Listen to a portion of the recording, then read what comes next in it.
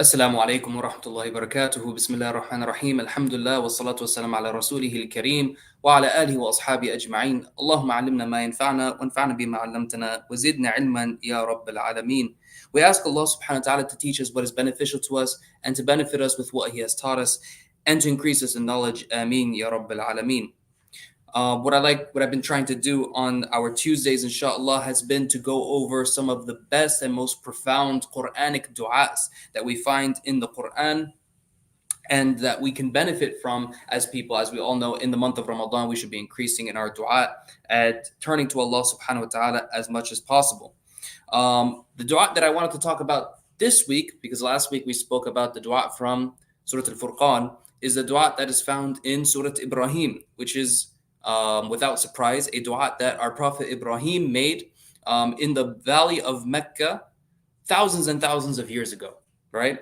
And this dua was made and was immortalized in the Quran, in the Mus'haf, and we read it till this day. And it's a dua that we should all be making. It's a very interesting dua. Allah subhanahu wa ta'ala says in Surah Ibrahim, verse number 25, وَإِذْ قَالَ إِبْرَاهِيمُ رَبِّ اجْعَلْ هَذَا الْبَلَدَ آمِنًا وَجُنُبَنِي وَبَنِيَّ أَن نَعْبُدَ الْأَصْنَامِ. Right? The translation for this.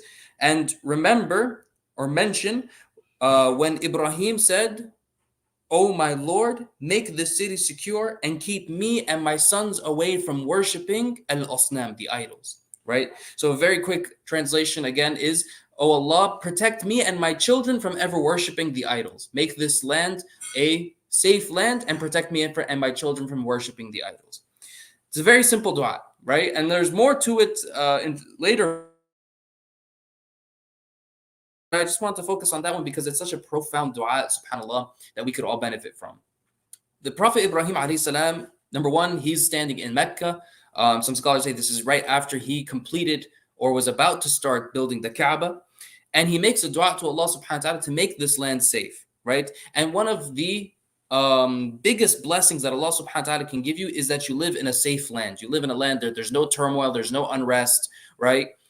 This is why Allah subhanahu wa ta'ala says in Surah Quraysh, لإلاف قريش إلافهم رحلة الشتاء والصيف فليعبدوا رب هذا البيت الذي أطعمهم من جوع وآمنهم من خوف. He mentions the two blessings upon the Quraysh. He says that they fed them and kept them away from hunger and kept them safe away from fear, that they were in a land of safety, it was not turmoil. So the Prophet Ibrahim is making dua that this land of Mecca will be safe. And every one of us should be making this dua as well, to be in a land that is safe and secure. But then the more interesting part comes, which is when he says, وَجُنُّبْنِي وَبَنِيَّ أَن نَعْبُدَ الْأَصْنَامِ. Protect me and my sons or my children from worshipping idols.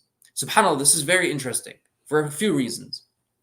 Number one, this is the Prophet Ibrahim, right? Khalilullah.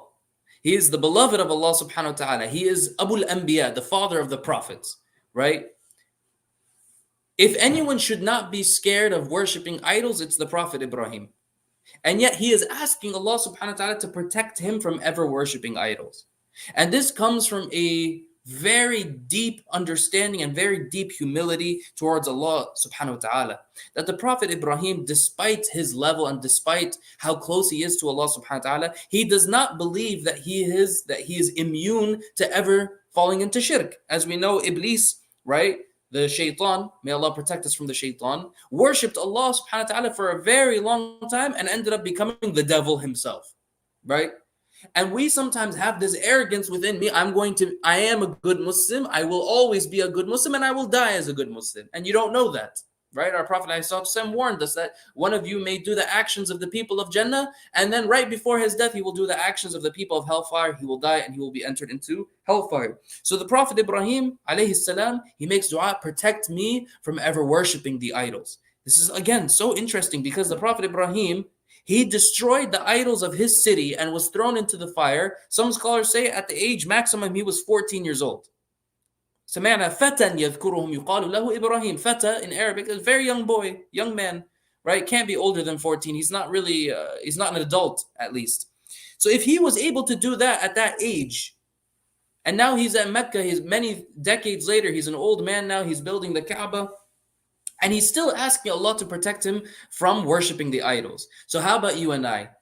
Are we immune from ever falling into shirk? Are we immune from ever leaving Islam? No, we should ask Allah subhanahu wa ta'ala, وَجْنُبْنِي وَبَنِيَ أَن نَعْبُدَ الْأَصْنَامِ. And the Prophet Ibrahim alayhi salam, he says, and protect my two sons from ever worshipping the idols. Again, this comes from deep humility from the Prophet Ibrahim. We sometimes think that when I have kids, mashallah, my daughters are all going to be wearing hijab and they're going to be very pious women and chaste women, and my sons are going to be huffaz, and they're going to be imma of the masjid. You don't know that, right? You have to ask Allah subhanahu wa ta'ala, because it is only Allah subhanahu wa ta'ala that guides. And how many good Muslims have we seen, and their children ended up becoming what? Disbelievers. And a perfect example of that is the Prophet Nuh alayhi salam. His own son was a disbeliever. His own wife was a disbeliever. You do not have control over your own children or even yourself. You have to make dua to Allah subhanahu wa ta'ala. He's the only one that can protect you. Some people nowadays say, oh, but I signed up my son for Islamic classes and Quran classes, and I know how to raise my kids. And other people, when I see this kid becoming an atheist and this kid partying or drinking alcohol, it's because his parents don't know how to raise kids. Maybe that could be the case, that the parents of those misguided children actually don't know how to raise their kids. Or perhaps it is also another thing that Allah guides whoever He wants and He misguides other people. And though there's many people that were pious Muslims that go to the masjid for Salat al-Fajr and they know the Quran and they're connected to Allah subhanahu wa ta'ala, and out of their control, their kids became something else entirely, subhanAllah. Whether it's an idol worshiper or an atheist or a sinful fajr, a disbeliever, it could be anything. It's not in your control. We should not have this arrogance in our heart to believe that we are immune, and because of how exceptionally righteous we are, our kids are going to turn out exactly like us or even better, and none of us are ever going to turn to the idols. May Allah subhanahu wa ta'ala protect us. If the Prophet Ibrahim alayhi salam at this age, at this stage in the game, is still seeking refuge in Allah subhanahu wa ta'ala to seek him from the idol, to protect him from the idols, then you and I should definitely not be arrogant to think that we are immune and that we should not be making dua. Brothers and sisters, in these few minutes that we have left before iftar, make the dua. رَبِّ اجْعَلْ هَذَا الْبَلَدَ آمِنًا وَجُنُبْنِي وَبَنِيَّ أَن نَعْبُدَ الْأَصْنَامِ. Oh Allah, make this land a place of safety and protect me and my children from ever worshipping the idols. Right? And another dua that you could make on top of this that is very close and similar to meaning, right? Ya muqallib al-qulub, thabbit qalbi ala dinik. Oh Allah, the one that changes the hearts, make my heart firm upon this religion, upon your religion, Ya Allah. Because we don't know, we could be in a state of gratitude today and a state of arrogance tomorrow. We could be in a state of iman today and a state of kufr tomorrow, wal-'iyadhu billah.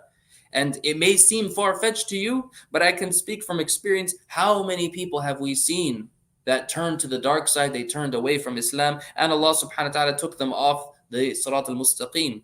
So we should all have this in our heads, that we should be making this dua all the time, asking Allah subhanahu wa ta'ala to make our lands safe and to make our hearts firm. Ya muqallib al-qulub, thabbit qalbi ala dinik. Right? In the dua that Sayyidina Ibrahim made one last time, رَبِّ اجْعَلْ هَذَا الْبَلَدَ آمِنًا وَجُنُبْنِي وَبَنِيَّ أَن نَعْبُدَ الْأَصْنَامِ. I ask Allah subhanahu wa ta'ala to make us from those that are firm upon this religion and firm upon iman and faith and taqwa and righteousness until the day we die, and that we see Allah subhanahu wa ta'ala and meet Allah subhanahu wa ta'ala in a state of gratitude and a state of belief, and continuously turn to the Quran for sources of wisdom. Wassalamu alaikum wa rahmatullahi wa barakatuh.